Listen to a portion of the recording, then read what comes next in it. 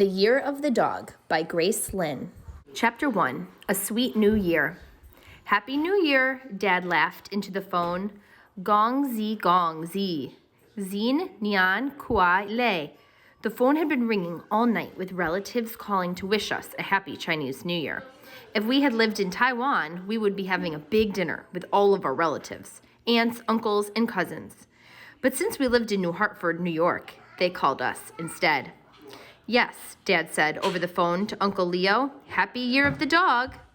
What does it mean when it's the Year of the Dog? I asked. Our kitchen was full of rich, heavy smells because Mom and Lissy were cooking the special Chinese New Year dinner. I was teaching Kiki how to draw a dog for our decorations. I know every Chinese New Year is a different animal, but is something special supposed to happen because it's the Year of the Dog? How to draw a dog. There's our 9 steps. Yes, Lissy told me, nodding her head so hard that her black hair swung back and forth. Lissy always thought she knew everything. You know how they say a dog is a man's best friend. Well, in the Year of the Dog, you find your best friends. That's true, Mom said, her hands mixing speckled brown meat. Because dogs are faithful. They say the Year of the Dog is the year for friends and family, but there's more to it than that. The Year of the Dog is also for thinking. Since dogs are also honest and sincere, it's a good year to find yourself. Find myself, Kiki said. Why? I'm not lost. We all laughed, and Mom tried to explain. No, she said.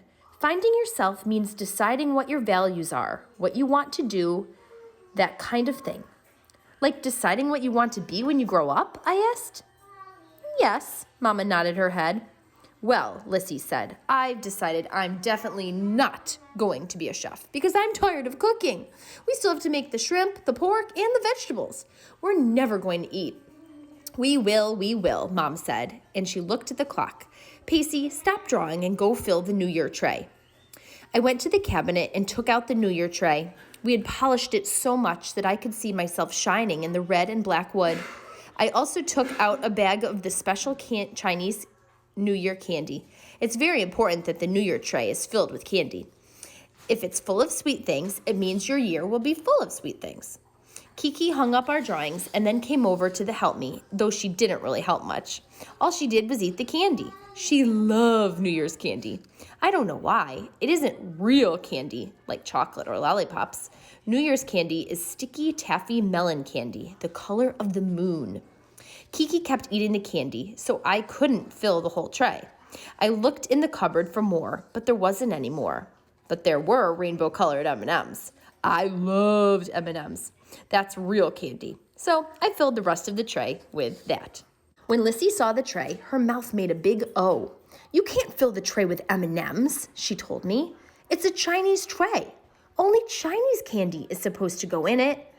But there's not enough Chinese candy to fill it, I told her. We both looked at the tray. We couldn't decide if it was better to have the tray be half empty with only Chinese candy or full with Chinese and American candy. Mom was frying food, so we took the tray to Dad.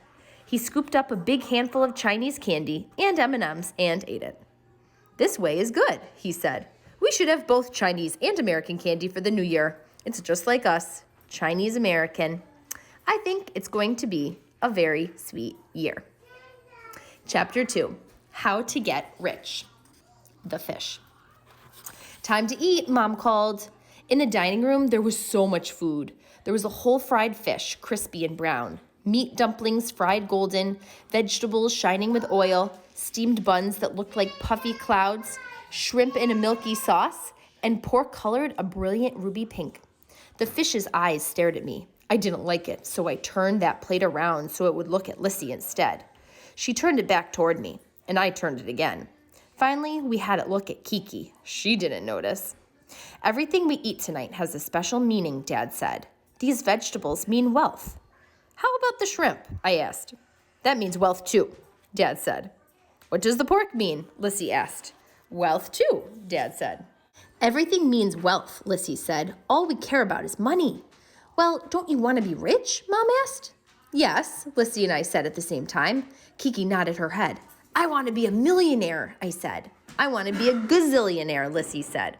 Me too, Kiki said. Me too. Well, eat these, Mom told us, passing us the fried dumplings.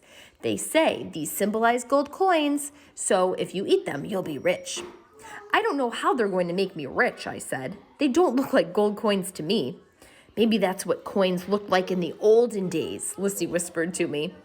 I'm going to eat all of them, Dad teased. Then I'll have all the money and you'll have none. That's not fair, I said, trying to grab some dumplings off his plate. Give me some. I'll sell you one for $1, Dad said. That's how you get rich. The phone rang again, and this time it was Grandpa calling to say Happy New Year. I bet Grandpa ate a lot of these dumplings, Lissy said. Grandpa's rich. Maybe he charged $2 for each dumpling, I joked. Actually, Mom said, Grandpa got rich by doing a job for free. Did I ever tell you the story about Grandpa's first patient? We all shook our heads, and Mom started the story. How Grandpa got rich. When Grandpa graduated from medical school and was officially a doctor, he was so proud. But he had a problem. He had no patients. It seemed like whenever people were sick, they went to someone else. No one wanted to go and see Grandpa, a young doctor with no experience. Still, with the help of his parents, he opened a small clinic in the neighborhood. Sometimes his mother would come over saying she had back pains so he could cure her. Sometimes Grandpa would use the stethoscope on himself just to make sure it was working. But most of the time, Grandpa just sat there alone, like the last dumpling on a plate. And there's Grandpa, alone in his clinic. Then, one night, just when the sky began to darken with shadows, there was a frantic banging on the door. A street vendor had been robbed and was badly hurt. His clothes looked like dish rags of blood, and his wife begged for help.